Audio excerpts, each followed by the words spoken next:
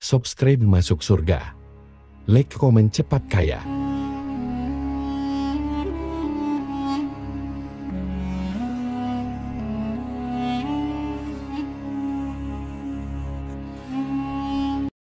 Assalamualaikum warahmatullahi wabarakatuh. Para pemirsa YouTube sekalian, pada kesempatan hari ini saya akan membahas terkait dengan Nabi Sulaiman alaihissalam. Nah, Nabi Sulaiman alaihissalam adalah manusia terkaya sepanjang sejarah kehidupan manusia di muka bumi. Dalam beberapa kitab suci seperti Al-Quran, Alkitab, Injil, Nabi Sulaiman alaihissalam dijelaskan sebagai manusia terkaya yang pernah hidup di muka bumi.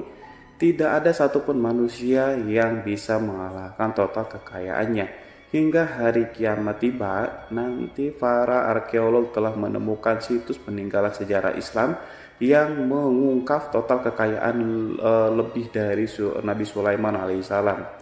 Reis bin Yosef, seorang profesor dari Tel Aviv University, seorang peneliti, ia menyatakan bahwa 3000 tahun yang lalu Nabi Sulaiman alaihissalam diperkirakan memiliki kekayaan senilai 2,2 triliun US dollar. Apabila dikonversi dengan nilai mata uang dolar hari ini dan apabila dirupiahkan, maka nilainya setara dengan 32.891.870 triliun rupiah.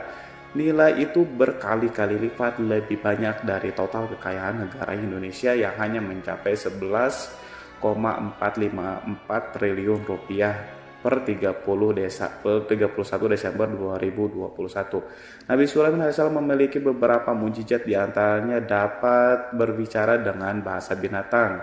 Beliau dapat memerintahkan mereka untuk melakukan sesuatu. Beliau juga dapat mengendalikan besar kecilnya tekanan angin dan dapat mengatur ke arah mana angin akan menghembus. Sehingga dengan itu Nabi Sulaiman dapat memanfaatkan angin sebagai kendaraannya dan juga kendaraan tentaranya. Nabi Sulaiman juga bisa melunakkan besi dan membentuk menjadi pakaian perang yang anti tusukan senjata tajam. Tapi Nabi Sulaiman memimpin para jin, mereka tunduk dan patuh pada Nabi Sulaiman. Tidak hanya itu, setan dan iblis laknatullah yang merupakan makhluk pembangkang dapat dibuat tunduk bertekuk lutut pada perintah-perintah Nabi Sulaiman. Bisa melakukan teleportasi, yaitu berpindah dari satu tempat ke tempat yang lainnya dalam waktu singkat. Peristiwa tersebut dibuktikan dengan pemindahan singgasana Ratu Bilqis atas perintah Nabi Sulaiman. Nabi Sulaiman juga dikenal sebagai raja yang adil dan bijaksana. Nabi Sulaiman diberkahi kecerdasan yang sangat luar biasa untuk menyatupadukan segenap kekuatan yang Allah berikan kepadanya. Ia mengelola dan membawa kerajaannya menjadi kekuatan raksasa yang tak terkalahkan di masanya. Dengan segenap kemampuan yang dimiliki, tentara Nabi Sulaiman adalah tentara terkuat di bumi tanpa ada yang menandinginya. Pertanyaan mendasar yang muncul kali ini adalah dari mana sumber kekayaan dan kekuatan Nabi Sulaiman alaihissalam? Untuk mendapatkan jawabannya dari pertanyaan itu, simak video ini sampai akhir. Sebelum itu, mari bantu channel ini untuk terus berkembang dengan cara subscribe dan nyalakan tanda loncengnya, juga like, komentar yang positif, berikan share juga pada video ini. Semoga bernilai amal jariah karena ikut mensiarkan kisah Islam pada masyarakat Islam dan dunia. Terima kasih. Bismillahirrahmanirrahim. Sesungguhnya kami benar-benar telah menaburkan ilmu kepada Daud dan Sulaiman. Keduanya berkata, segala puji bagi Allah yang melebihkan kami dari kebanyakan hamba-hamba yang mukmin. Sulaiman telah mewarisi Daud dan dia berkata, wahai manusia, kami telah diajari untuk memahami bahasa burung dan kami dianugerahi segala sesuatu. Sesungguhnya semua ini benar-benar karunia yang nyata. Quran Surat An-Naml ayat 15-16. Saudara-saudaraku yang dirahmati oleh Allah, pada ayat di atas disebutkan bahwa Sulaiman telah mewarisi Daud. Nabi Sulaiman mewarisi Nabi Daud dalam sisi kenabian dan kekuasaan, bukan mewarisi harta, karena para nabi tidak mewarisi harta. sebab sepeninggalan mereka harta para nabi menjadi sedekah bagi orang-orang yang ada di sekitar mereka, yaitu orang-orang fakir dan orang-orang yang membutuhkan, dan harta para nabi tidak dikhususkan bagi kalangan keluarganya. Rasulullah bersabda, kami para nabi tidak mewariskan. Nabi Sulaiman mewarisi kenabian dari Nabi Daud. Ini adalah hal yang jelas Allah telah memilihnya sebagai nabi dari Bani Israel. Begitu juga Allah telah memberinya kekuasaan kerajaan sehingga ia menjadi pemimpin Bani Israel. Barangkali sesuatu yang paling penting yang diwarisi oleh Nabi Sulaiman dari Nabi Daud adalah tradisi militer. Kemajuan militer yang dahsyat telah berpindah kepada Nabi Sulaiman. Nabi Daud sebenarnya adalah seorang pengembala kambing yang sangat miskin, tapi seiring dengan perjalanan waktu, ia menjadi komandan pasukan yang tiada tandingannya. Nabi Daud alaihissalam mengetahui bahwa kekuatan hakiki yang mengatur alam semesta adalah kekuatan Allah Subhanahu wa taala. Ketika Nabi Daud mengulurkan tangannya dan memegang potongan batu, lalu beliau melemparkannya dengan ketapelnya ke arah Jalut. Nah, kepala Jalut retak dan ambruk menghantam tanah.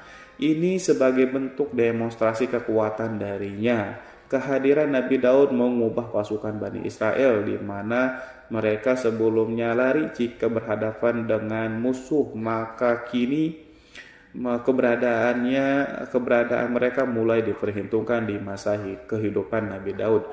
Mengalami peperangan yang sangat banyak, tapi Al-Quran tidak menceritakan secara terperinci hal itu. Al-Quran adalah kitab dakwah di jalan Allah, bukan kitab sejarah. Al-Quran hanya menceritakan di dalam Quran surat ayat 20, dan kami kuatkan kerajaan Daud. Ayat tersebut berarti bahwa Nabi Daud belum pernah terkalahkan dalam peperangan yang diikutinya. Di samping dukungan yang Allah berikan kepadanya, juga pasukan dan rakyat di mana mereka adalah orang-orang yang bertauhid, menyerahkan diri kepada Allah.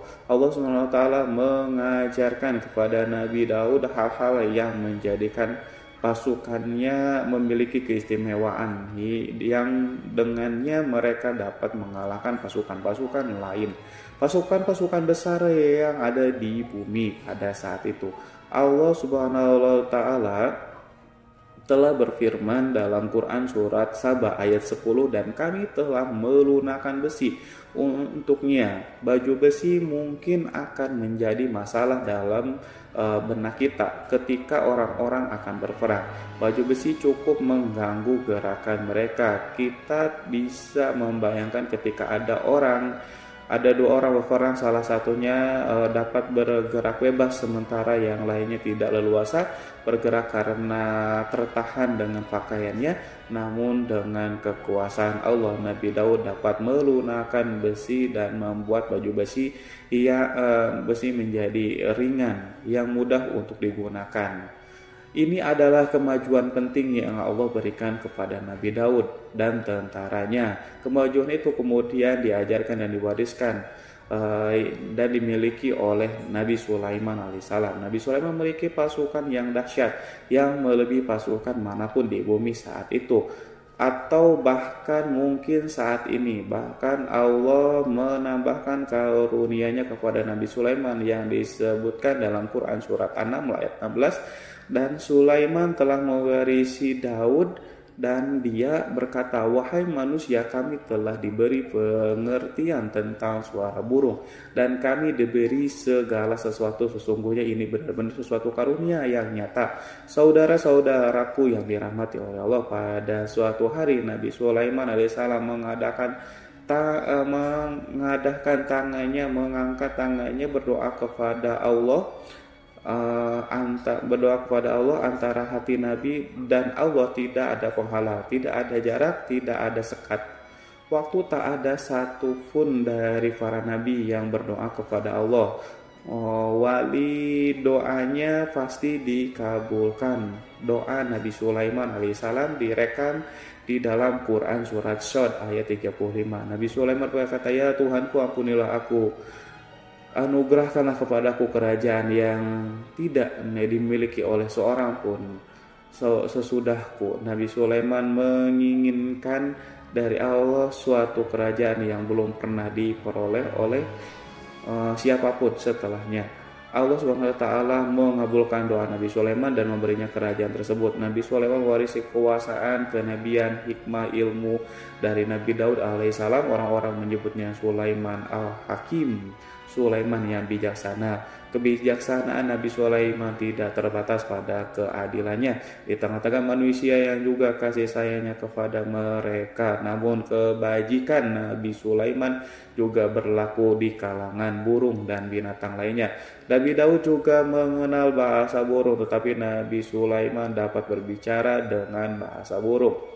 Bahkan ia dapat menggantikannya sebagai pembantunya ketika Nabi Daud bertasbih, gunung-gunung dan burung-burung serta binatang buas ikut bertasbih bersamanya. Bahkan angin pun berhenti untuk mendengarkan tasbih itu. Sedangkan Nabi Sulaiman, Allah Subhanahu wa taala memberinya karunia lebih dari itu, di mana binatang-binatang buas tunduk padanya. Begitu juga angin dan burung. Saudara-saudaraku yang dirahmati oleh Allah, Nabi Sulaiman alaihissalam mampu mendengarkan bisikan semut yang berbicara kepadanya kepada sesamanya. Mereka bahkan ia mampu memerintahkan semut tersebut sehingga semut itu menjadi taat pada perintah pasukan Nabi Sulaiman.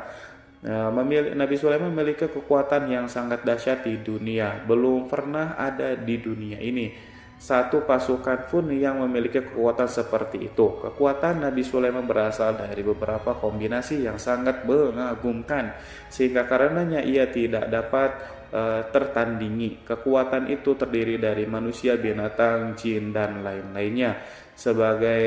Sebagainya kita mengetahui bahwa jin adalah makhluk Allah dan manusia tidak mampu melihatnya atau menghadirkannya atau meminta pertolongan kepadanya. Sedangkan Nabi Sulaiman telah diberi Allah suatu kemampuan untuk menundukkan jin, memperkerjakan mereka sebagai tentara di tengah-tengah peperangan. Bahkan ia mampu menjadikan mereka sebagai pekerja-pekerja kasar di kerajaannya saat tidak ada peperangan. Maka karena itu ketika ada pasukan lain yang mencoba melawan pasukan Nabi Sulaiman, mustahil mereka akan mendapatkan kemenangan. Bahkan pasukan Nabi Sulaiman diperkuat oleh burung-burung. Di pasukan Nabi Sulaiman memerankan tugas penting, yaitu menjadi agen intelijen.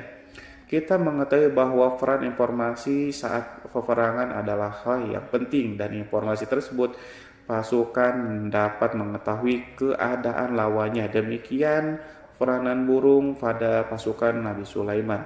Ia terbang di tengah-tengah musuh, kemudian ia kembali pada Sulaiman untuk menyampaikan berita tentang keadaan lawannya. Di samping itu, di samping jin, burung Allah juga menundukkan angin untuk Nabi Sulaiman.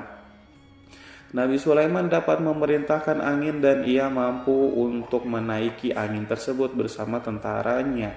Di dalam Quran surat Shad ayat 36-40 Allah SWT berfirman, "Kami tundukkan kepada angin yang berhembus dengan baik menurut kemana saja yang dikehendaki Sulaiman, dan kami tundukkan pula kepadanya setan-setan, semuanya ahli bangunan dan penyelam, dan setan yang lain yang terikat dalam belenggu. Inilah anugerah kami, maka berikanlah kepada orang lain atau tahanlah untuk dirimu sendiri dan dengan tiada pertanggungjawaban, dan sesungguhnya dia mempunyai kedudukan yang dekat pada sisi kami dan tempat kembali yang baik." Saudara-saudaraku yang dirahmati oleh Allah, juga memberikan kemampuan yang tak seorang pun dari para nabi mendapatkannya, yaitu kemampuan untuk memerintahkan setan-setan adalah satu bagian dari jin. Ia adalah kelompok yang celaka dari bangsa jin. Kelompok ini sebenarnya tidak mampu dikuasai oleh manusia, bahkan jin yang saleh tidak dapat mengatur setan. Adapun Nabi Sulaiman, Allah telah memberinya kekuasaan untuk menundukkan setan dan memperkerjakannya. Mereka bahkan mengikatnya dengan rantai serta menghukumnya jika ia menentang pada perintah setan. membangun untuk Sulaiman istana-istana dan patung-patung dan alat-alat perang. Bahkan setan-setan itu menyelam di dasar laut untuk mengeluarkan permata dan yakut untuk Sulaiman. Jika ada di antara setan yang menentang perintahnya, maka Nabi Sulaiman alaihissalam mengikatnya dengan rantai. Ini semua menunjukkan kekayaan Nabi Sulaiman dan kekuasaan di mana ia mampu mengatur banyak makhluk di bumi ini. Tentu saja kemampuan itu semuanya adalah atas izin atau kehendak dari Allah Subhanahu wa taala. Sebagai mukjizat dari Allah Subhanahu wa taala berfirman dalam Quran surat Saba ayat 12, dan sebagian dari jin ada yang bekerja di hadapannya di bawah kekuasaannya dengan izin Tuhannya, dan siapa yang menyimpang di antara mereka dari perintah kami, maka kami rasakan kepadanya azab neraka yang apinya menyala-nyala. Para jin itu membuat untuk Sulaiman apa yang dikehendakinya dari gedung-gedung yang tinggi dan patung-patung dan piring-piring yang besarnya seperti kolam atau periuk yang tetap berada di atas tungku. Saudara-saudaraku yang dirahmati oleh Allah, Nabi Sulaiman yang bijaksana adalah penguasa yang tak tertandingi di muka bumi ini. Meskipun memperoleh nikmat-nikmat khusus yang agung itu yang Allah berikan kepada Nabi Sulaiman, beliau tetap menunjukkan dirinya sebagai manusia yang paling banyak berzikir kepada Allah dan manusia yang paling banyak bersyukur di zamannya. Saudara-saudaraku yang dirahmati Allah, sebagaimana Allah Subhanahu wa taala telah memberikan nikmat kepada ayahnya Nabi Daud alaihissalam, di mana ia mampu melunakkan besi dan Allah mengajarinya bagaimana cara mencairkan besi, maka Nabi Sulaiman alaihissalam dapat memanfaatkan tembaga yang cair untuk peperangan. Dan juga di saat perdamaian, pada saat peperangan beliau mencampur tembaga dengan besi dan membuat darinya perunggu. Mereka menggunakan senjata-senjata perunggu dalam peperangan seperti pedang, baju besi, dan juga pisau. Senjata-senjata ini adalah senjata yang paling kuat di saat itu. Sedangkan di saat damai, tembaga digunakan untuk membuat bangunan, perhiasan, dan sebagainya. Meskipun Nabi Sulaiman mendapatkan banyak nikmat yang besar ini dan karunia yang khusus, Allah Subhanahu wa taala mengujinya dengan suatu ujian yang dahsyat, ujian yang akan selalu datang kepada seorang hamba yang soleh. Ketika hamba itu mendapatkan kedudukan besar, maka ujiannya pun menjadi besar. Allah Subhanahu wa taala menguji Nabi Sulaiman dengan penyakit. Saudara-saudaraku, ujian yang dialami Nabi Sulaiman diceritakan oleh Fakhrur Razi Sulaiman, diuji dengan suatu penyakit yang keras, di mana bahkan saat itu tidak mampu mengatasi sakitnya Nabi Sulaiman karena saking kerasnya, sehingga para dokter dari kalangan manusia dan jin tidak mampu menghilangkan penyakit itu. Lalu burung-burung menghadirkan rumput-rumput yang dianggap sebagai obat, tetapi Nabi Sulaiman tak kunjung sembuh. Semakin hari penyakit Nabi Sulaiman semakin menjadi-jadi, sehingga ketika Nabi Sulaiman duduk di atas kursi, ia duduk bagaikan tubuh tanpa roh, seakan-akan ia mati karena saking kerasnya penyakitnya. Sakit yang diderita oleh Nabi Sulaiman alaihissalam berlangsung sangat lama, namun Nabi Sulaiman tidak berhenti-hentinya berzikir kepada Allah yang meminta kesembuhan kepada Allah. Serta peristiwa pada Allah dan mengungkapkan rasa cinta kepadanya. Selesailah ujian Allah terhadap hambanya Nabi Sulaiman alaihissalam. Beliau pun sembuh. Ini Nabi Sulaiman merasakan kembali kesehatan setelah ia mengetahui segala kejayaan dan segala kekuasaan serta segala kebesarannya tidak lagi mampu menghilangkan penyakit yang dideritanya, kecuali jika Allah menghendakinya. Saudara-saudaraku yang dirahmati oleh Allah, Nabi Sulaiman telah membangun tempat ibadah, tempat sujud, sehingga manusia menyembah Allah di dalam rumah itu, menunjukkan keunggulan seni arsitektur dan seni fahat.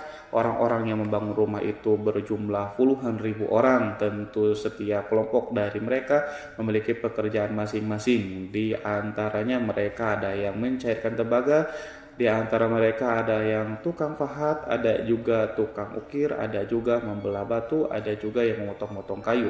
Ada yang mendatangkan rumput-rumput dari Lebanon, ada juga yang mendatangkan emas dan menjadikannya lempengan-lempengan yang mengkilat untuk menutupi kayu, untuk melapisi dinding. Bahkan dari golongan jin pun membantu membangun rumah tersebut. Tentu sebagai perintah dan bimbingan Nabi Sulaiman, mereka membuat patung-patung yang besar, membuat bejana yang besar untuk tempat makan para tentara dan pekerja, yaitu bejana seperti gunung. Karena saking beratnya dan besarnya, mereka juga membuat tempat-tempat minum yang besarnya seperti kolam.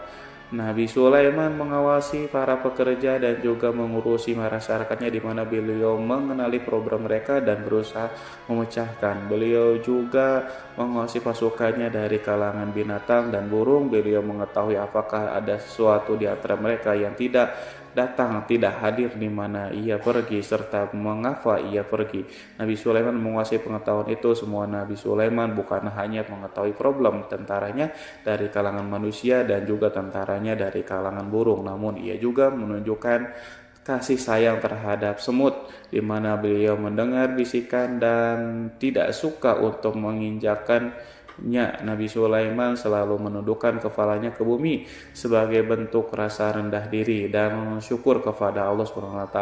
Pada saat itu, hari Nabi Sulaiman berjalan di depan tentaranya dan tiba-tiba ia mendengar suara semut yang berkata kepada teman-temannya dari kalangan semut, yaitu terrekam dalam Al-Quran surat An-Nahl ayat 18-19.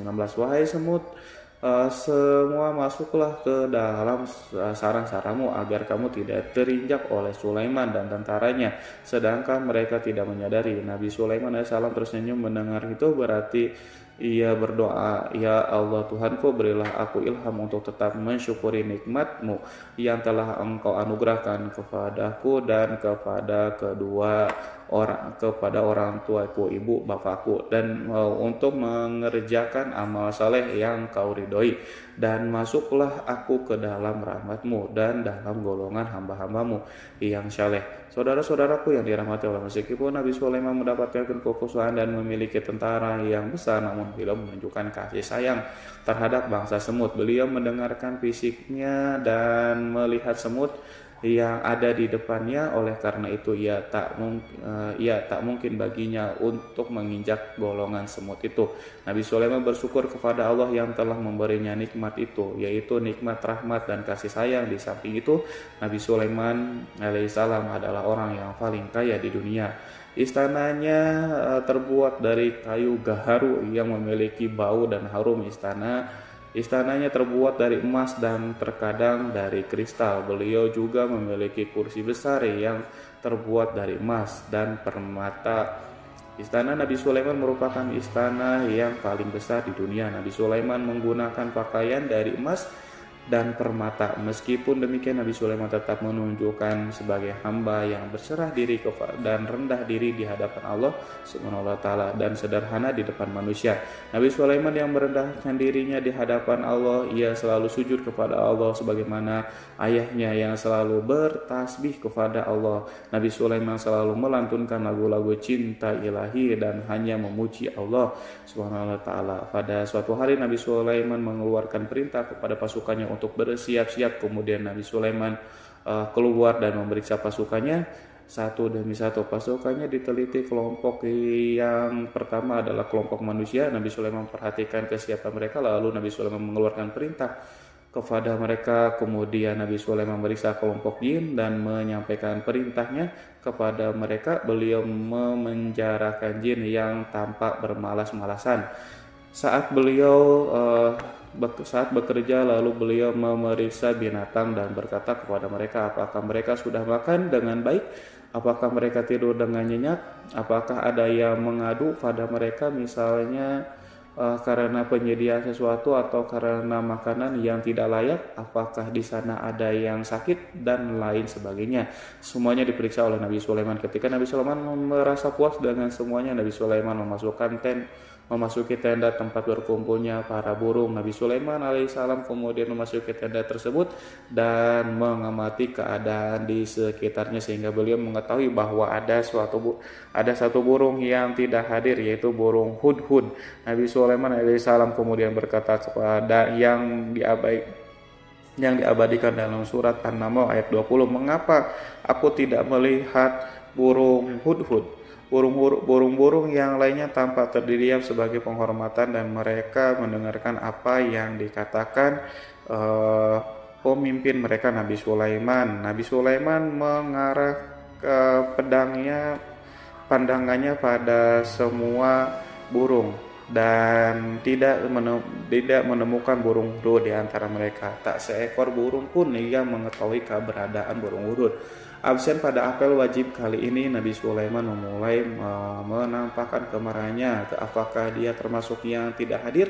Tiba-tiba seekor burung kecil memberanikan diri untuk berkata kepada Nabi Sulaiman, "Wahai Nabi yang mulia, seharusnya hudhud ada bersamaku kemarin untuk melaksanakan tugas penyelidikan.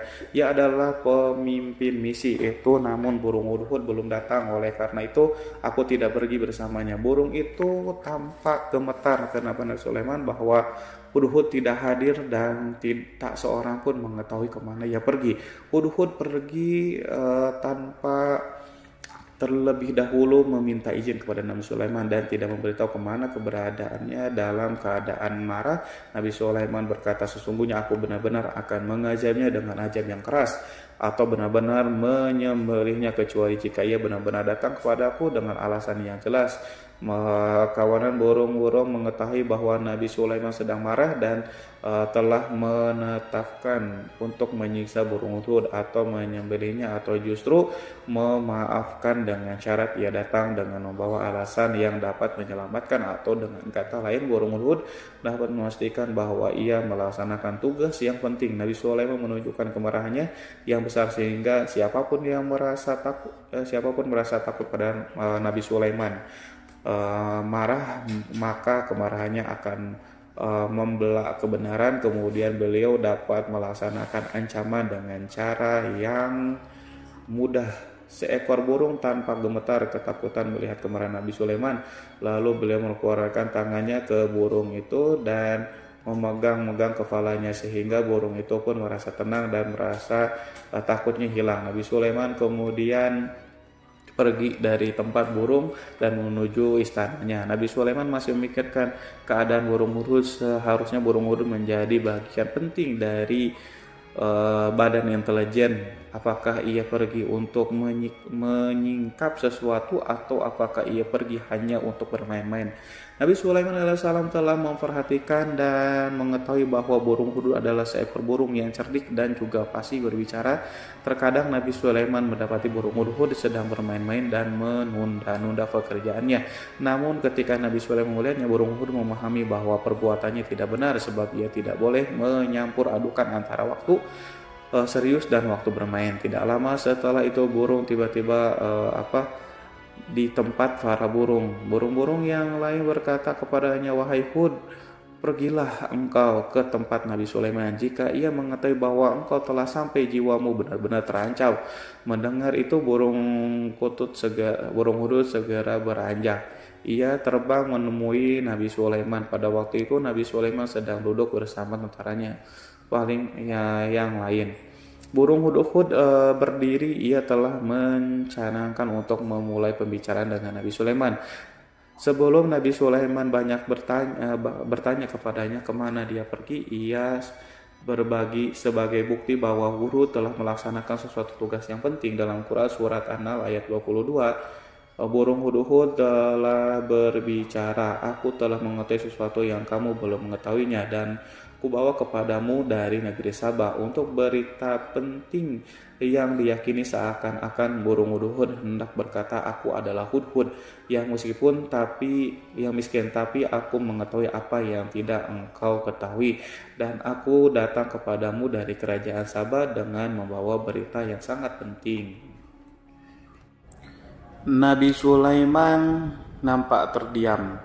Ia menunggu Hudhud menyelesaikan kisah yang tertulis dalam Quran surat An-Naml ayat 23 sampai 24. Hudhud berkata, sesungguhnya aku menjumpai seseorang wanita yang memerintah mereka dianugerahi segala sesuatu serta mempunyai singgasana yang sangat besar.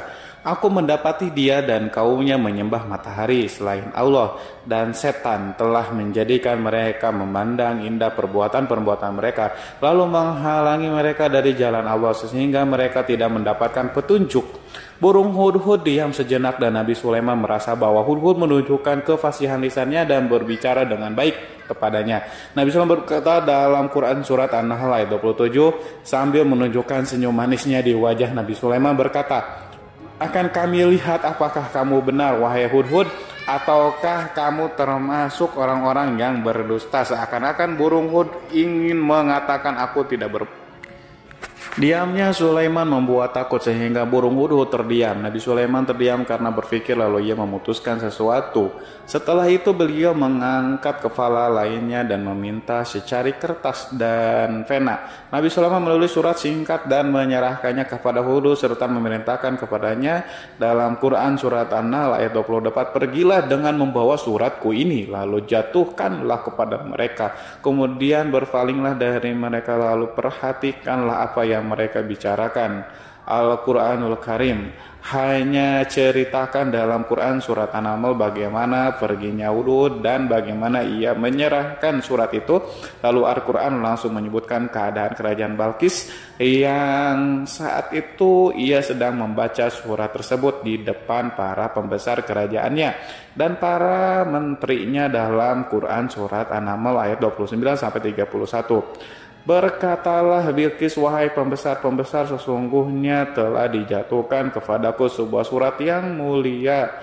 Sesungguhnya surat ini dari Sulaiman, dan sesungguhnya isinya dengan menyebut nama Allah yang Maha Pengasih lagi Maha Penyayang, bahwa janganlah kalian berlaku sombong terhadapku dan datanglah kepadaku sebagai orang-orang yang berserah diri. Saudara-saudaraku yang dirahmati Allah, dalam surat itu Nabi Sulaiman disebutkan hendaklah mereka menyerahkan diri dan tunduk kepada perintah Sulaiman. Nabi Sulaiman memerintahkan agar mereka meninggalkan penyembahan terhadap matahari.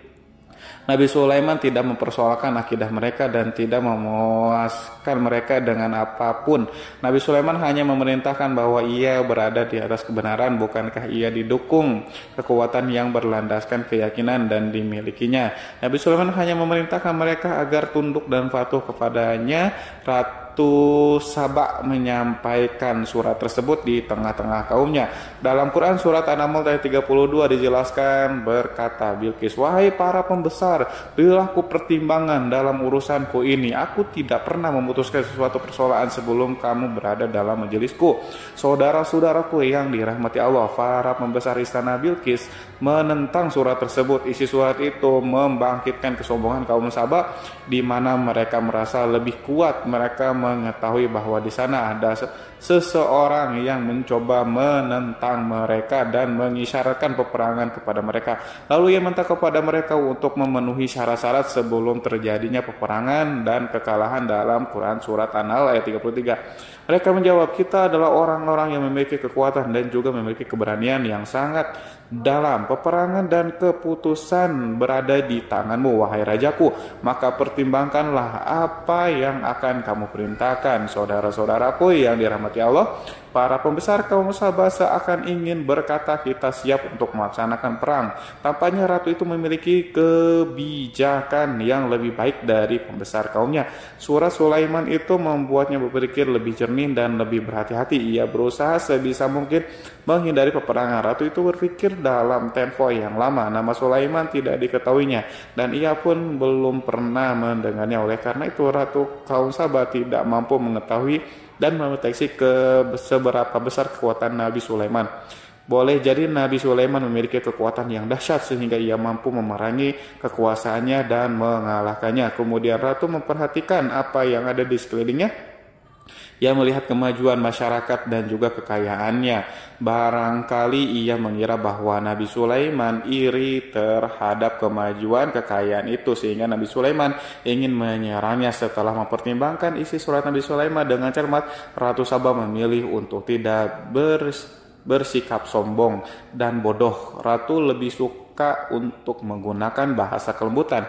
Ia mengirim kepada Nabi Sulaiman suatu hadiah yang besar. Ratu mengira bahwa Nabi Sulaiman seseorang yang ambisius, yang boleh jadi ia telah mendengar tentang kekayaan kerajaan Sabah.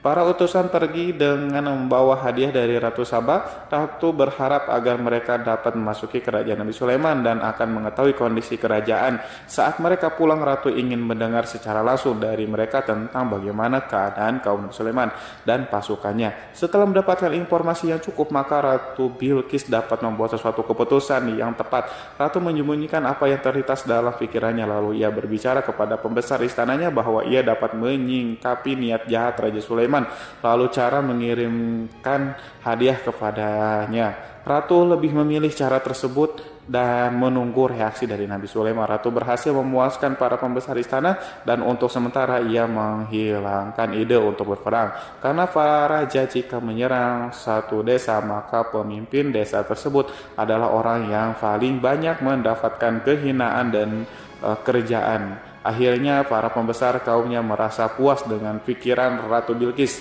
Saudara-saudaraku yang dirahmati oleh Allah, dalam Quran surat An-Naml ayat 34-35 dijelaskan, Bilqis berkata, dia berkata sesungguhnya raja-raja apabila memasuki suatu negeri niscaya mereka akan membinasakannya dan menjadikan penduduknya yang mulia menjadi hina, dan demikian pula lah yang akan mereka perbuat, dan sesungguhnya aku akan mengirim utusan kepada mereka dengan membawa hadiah, dan aku akan menunggu apa yang akan dibawa kembali oleh utusan itu. Saudara-saudaraku yang dirahmati Allah, kemudian sampailah hadiah dari Ratu Bilqis kepada Nabi Sulaiman. Para intelijen Nabi memberitahunya bahwa utusan Bilqis datang dengan membawa hadiah. Nabi Sulaiman langsung mengetahui bahwa Ratu Bilqis itu sengaja mengirim orang-orangnya untuk mengetahui atau mendapatkan informasi tentang kekuatannya. Lalu setelah itu ia akan mengambil keputusan atau mengambil sikapnya kepada kerajaan Nabi Sulaiman.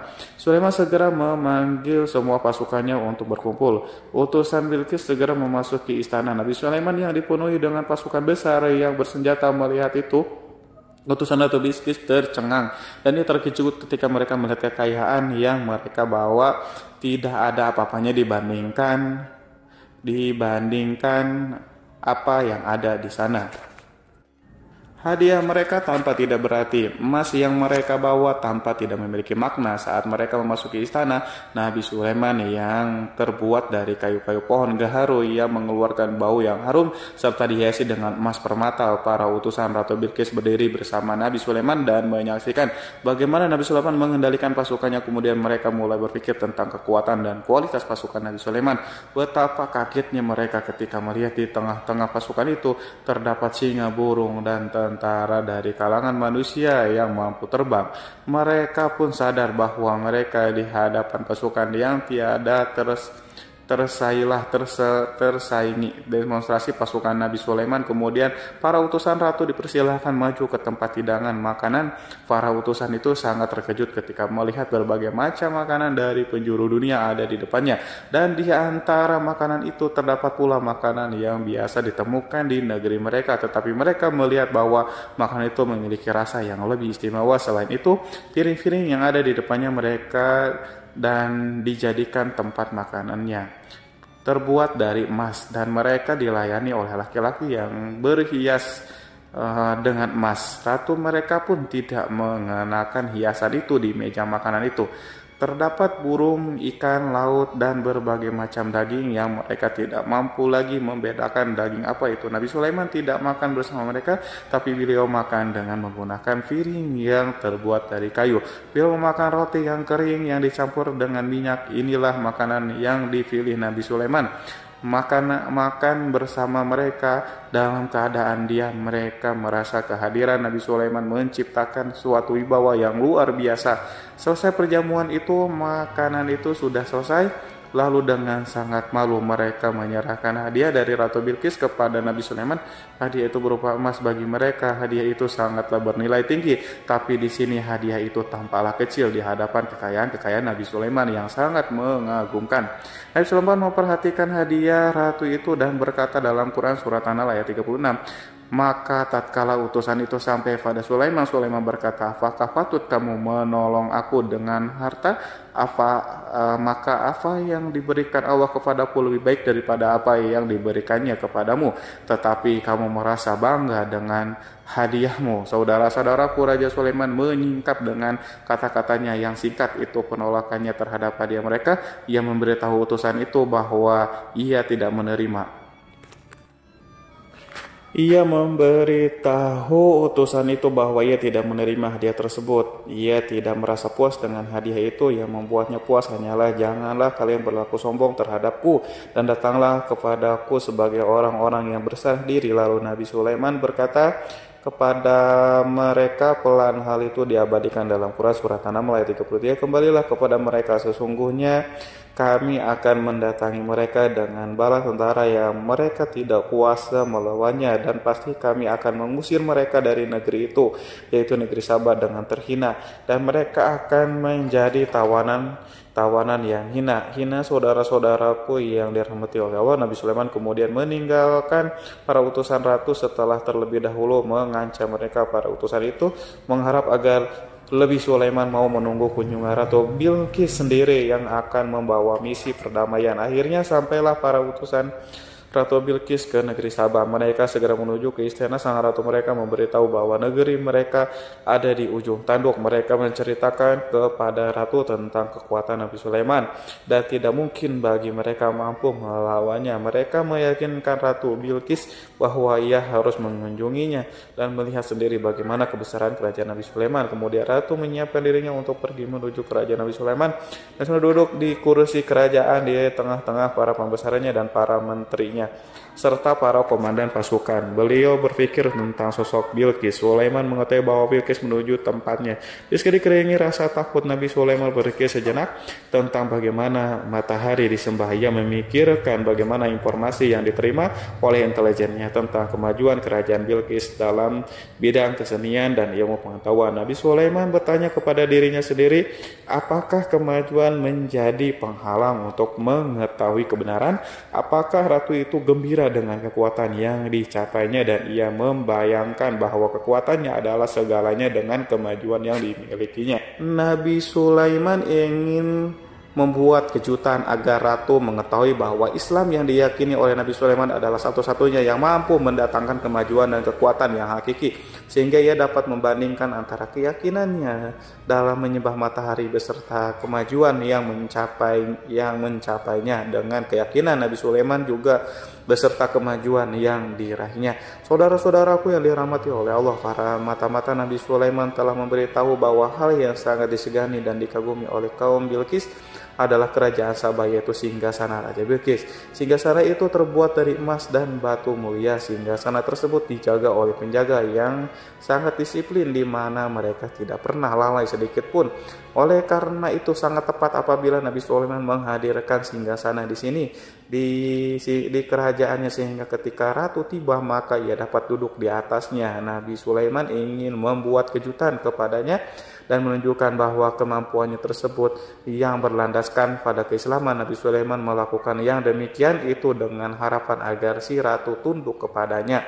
Ide itu terlintas dalam diri Nabi Sulaiman, lalu ia mengangkat kepalanya dan menoleh kepada anak buahnya. Hal itu diabadikan dalam Quran surat An-Naml ayat 30. Wahai para pembesar-pembesar, siapakah di antara kalian yang sanggup membawa singgasananya kepadaku sebelum mereka datang kepadaku? Sebagai orang-orang yang berserah diri, saudara-saudaraku, perhatikanlah ungkapan pikiran Nabi Sulaiman tersebut. Semua pemikirannya berkisar tentang keislaman para penyembah matahari, tentang bagaimana beliau dapat memberikan petunjuk kepada mereka di jalan Allah. Yang pertama menjawab pertanyaan Nabi Sulaiman adalah jin Ifrit dari kalangan jin yang Allah telah menundukkan mereka kepada Nabi Sulaiman. Dalam Quran surah Al-An'am ayat 39 berkata Ifrit yang cerdik dari golongan jin, aku akan datang kepadamu dengan membawa singgasana itu kepadamu sebelum kamu berdiri dari tempat dudukmu. Sesungguhnya aku benar-benar kuat untuk membawanya lagi. Dapat dipercaya Nabi Sulaiman berdiri dari tempat duduknya setelah 1 jam atau 2 jam, namun jin itu berjanji kepadanya untuk menghadirkan singgasana Bilqis. Sebelum itu istana Nabi di Palestina, sedangkan istana Bilqis terletak di Yaman. Antara singgasana tersebut dengan singgasana Nabi Sulaiman berjarak lebih dari ribuan mil. Barangkali pesawat yang cepat sekalipun yang kita kenal hari ini tidak akan mampu membawa dan mendatangkan di istana itu dalam waktu 1 jam. Tetapi masalahnya di sini berhubungan dengan kekuatan jin yang serba misterius. Nabi Sulaiman alaihissalam tidak mengomentari sedikit pun terhadap apa yang dikatakan oleh Ifrit dari golongan jin. Tampaknya ia menunggu tanggapan lain yang mampu menghadirkan singgasana Bilqis yang lebih cepat dari jin. Nabi Sulaiman menoleh kepada seseorang di sana yang duduk di atas naungan. Hal itu diceritakan dalam Quran surat An-Naml ayat 40. Berkatalah seorang yang mempunyai ilmu dari Alkitab, aku akan membawa singgasana itu kepadamu sebelum matamu berkedip.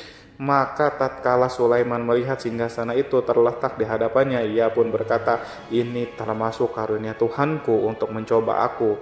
Apakah aku akan bersyukur atau mengingkari nikmatnya? Dan barang siapa yang bersyukur, maka sesungguhnya dia bersyukur untuk kebaikan dirinya sendiri. Dan barang siapa yang ingkar, maka sesungguhnya Tuhanku maha kaya lagi maha mulia.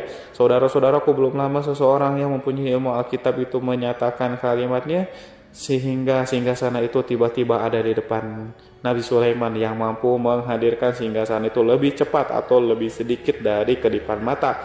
Ketika mata itu tertutup dan terbuka, Al-Quranul Karim tidak menyingkap kepribadiannya. Seseorang yang menghadirkan singgasana itu Al-Quran hanya menggarisi bahwa orang itu mempunyai ilmu dari Alkitab. Al-Quran tidak menjelaskan kepada kita apakah ia seorang malaikat atau manusia atau jin atau Al-Quranul Karim sepertinya ingin menyembunyikan identitas orang tersebut.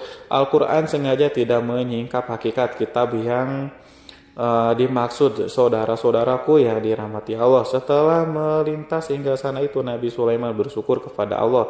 Ia mulai memperhatikan singgasana sang ratu. Singgasana tersebut merupakan simbol pembangunan dan juga kemajuan, tetapi tampaknya ia hanya sesuatu yang biasa saja jika dibandingkan dengan kekuatan dan kekuasaan. Khawatir kebesaran ciptaan yang dibuat oleh manusia dan jin di kalangan Nabi Sulaiman memikirkan dalam tempo yang sangat lama singgasana Ratu Bilqis itu. Kemudian beliau memerintahkan agar singgasana itu diperbaiki, sehingga saat Ratu Bilqis datang, Nabi Sulaiman akan memujinya. Apakah Ratu Bilqis dapat mengenali singgasananya ataukah tidak? Di dalam Al-Quran surat An-Naml ayat 21, Nabi Sulaiman berkata, ubahlah baginya singgasana, maka kita akan melihat apakah dia mengenal ataukah dia termasuk orang-orang yang tidak mengenalnya. Saudara-saudaraku yang dirahmati Allah, Sulaiman memerintahkan agar dibangun istana yang akan digunakan untuk menyambut Ratu Bilqis.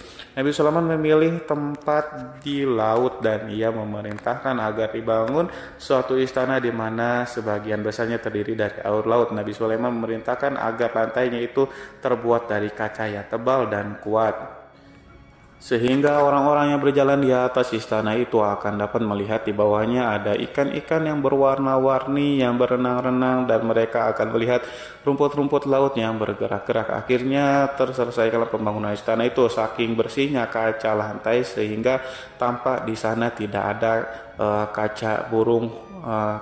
Burung pun memberitahu Nabi Sulaiman bahwa Bilqis telah sampai di dekat kerajaannya. Kemudian Ratu Bilqis datang.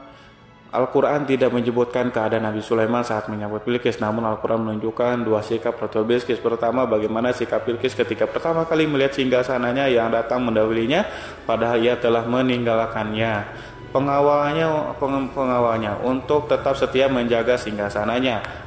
Keadaan kedua adalah keadaan di depan istana yang dibangun untuk penyambutan Ratu Bilqis. Istana penuh dengan permata yang berenang di bawahnya ikan-ikan. Dalam Quran surat An-Naml ayat 42 dijelaskan, dan ketika Bilqis datang ditanyakanlah kepadanya, serupa inikah singgasanamu Bilqis? Menjawab seakan-akan singgasana ini adalah singgasanaku. Kami telah diberi pengetahuan sebelumnya dan kami adalah orang-orang yang berserah diri. Saudara-saudaraku, pada dialek di atas. Bilqis melihat singgasananya dan ia tercengang saat mengetahui bahwa itu adalah singgasana miliknya. Namun ia kemudian mulai ragu karena melihat tidak sepenuhnya itu singgasana miliknya. Jika itu benar-benar miliknya, lalu bagaimana ia datang mendahulinya? Dan bila bukan singgasananya, maka bagaimana Sulaiman dapat meniru sepersis dan seteliti itu, padahal Sulaiman tidak pernah sekalipun pergi ke kerajaannya. Nabi Sulaiman berkata saat melihat Bilqis mengamati singgasananya, "Apakah ini singgasanamu?" Dia sangat kebingungan, namun setelah itu ia menjawab, "Sepertinya benar." Nabi Sulaiman berkata lagi, "Kami telah diberi ilmu sebelumnya, dan kami sebagai orang-orang muslim saudara-saudaraku yang dirahmati oleh Allah." Melalui pertanyaan itu Nabi Sulaiman ingin mengisyaratkan kepada Bilqis agar ia membandingkan antara keyakinannya beserta ilmu yang dicapainya dengan keyakinan Nabi Sulaiman yang muslim beserta kata pengetahuan yang telah diraihnya penyembahan terhadap matahari dan pencapaian ilmu yang dicapai oleh Bilqis, tanpa tidak ada apa-apanya dibandingkan dengan ilmu Nabi Sulaiman dan keislamannya. Nabi Sulaiman telah mendahulunya dengan bidang ilmu karena keislamannya.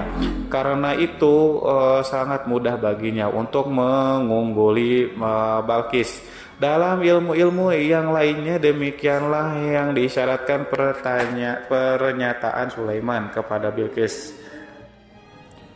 Sahabat itu mengetahui bahwa ini adalah singgasananya, di mana singgasana itu datang lebih dulu daripada dirinya. Beberapa bagian darinya telah diubah saat Bilqis masih di dalam perjalanan menuju ke tempat Nabi Sulaiman.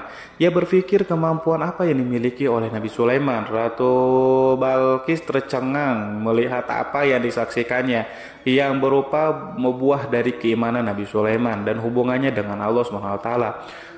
Sebagaimana Bilqis juga tercengang ketika melihat kemajuannya di bidang ilmu pembangunan, seni, dan ilmu-ilmu yang lainnya. Maka ia lebih kagum lagi saat melihat hubungan yang kuat antara keislaman Nabi kiriman dengan ilmunya, serta kemajuan yang diraihnya. Dalam Quran surat An-Naml ayat 84 dijelaskan, dan apa yang disembahnya selama ini selain Allah mencegahnya untuk melahirkan keislamannya, karena sesungguhnya ia terdahulu termasuk orang-orang yang kafir. Saudara-saudaraku yang dirahmati Allah, tergoncanglah dalam benak Bilqis ribuan hal yang melihat keyakinan kaumnya runtuh di hadapan Nabi Sulaiman, yang menyadari bahwa matahari yang disembahnya hanya merupakan ciptaan Allah, di mana ia menggerakkannya untuk hamba-hambanya. Lalu terbitlah matahari, kebenaran dalam dirinya atau hatinya diterangi oleh cahaya baru yang tidak akan tenggelam seperti tenggelamnya matahari. Masa keislamannya hanya menunggu waktu saja. Ratu Bilqis memilih waktu yang tepat untuk mengumumkan keislamannya. Allah SWT berfirman dalam Quran surat An-Naml ayat 44, dikatakan kepadanya, "Masuklah ke dalam istana." Maka tatkala ia melihat lantai istana itu, dikiranya kolam air yang besar dan disingkapnya dua betisnya. Berkatalah Sulaiman, "Sesungguhnya ia adalah istana licin yang terbuat dari kaca." Berkatalah Bilqis, "Wahai Tuhanku, sesungguhnya aku telah berbuat zalim terhadap diriku dan aku berserah diri bersama Sulaiman kepada Allah, Tuhan semesta alam." Saudara-saudaraku yang dirahmati Allah, dikatakan kepada Bilqis, "Masuklah ke dalam istana." Ketika ia masuk, maka ia tidak menyaksikan adanya kaca, tetapi ia melihat air sehingga ia mengira akan bersinggungan dengan air laut. Lalu ia menyingkapkan sedikit bajunya agar bajunya tidak basah. Nabi Sulaiman mengingatkan tanpa melihatnya agar ia tidak khawatir terhadap pakaiannya, karena pakaiannya tidak akan basah sebab di sana tidak ada air, itu sekedar kaca yang halus, yang saking halusnya sehingga ia tidak tampak pada kesempatan. Pada kesempatan itu Bilqis mengumumkan keislamannya yang mengakui kelaliman dirinya, dan ia menyatakan menyerahkan diri kepada Nabi Sulaiman dan kepada Allah Tuhan semesta alam. Lalu kaumnya pun mengikutinya dan mereka tidak memeluk Islam. Bilqis menyadari ia berhadapan dengan penguasa yang terbesar di bumi dan salah satu Nabi Allah yang mulia. Untuk pertama kalinya wajah Sulaiman tampak dihiasi dengan senyuman yang menunjukkan kepuasannya sejak Balkis mengunjunginya. Demikianlah Sulaiman mewujudkan kejayaan yang hakiki dan menyebarkan cahaya Islam di muka bumi. Saudara-saudaraku, Al-Quran tidak menyebutkan kisah Balkis setelah keislamannya. Para ahli tafsir mengatakan bahwa ia menikah dengan Nabi Sulaiman. Selain itu, ada yang mengatakan bahwa ia menikah dengan salah satu orang dekat Nabi Sulaiman. Ada juga yang mengatakan bahwa sebagai raja Habasyah adalah keturunan dari buah perkawinan ini.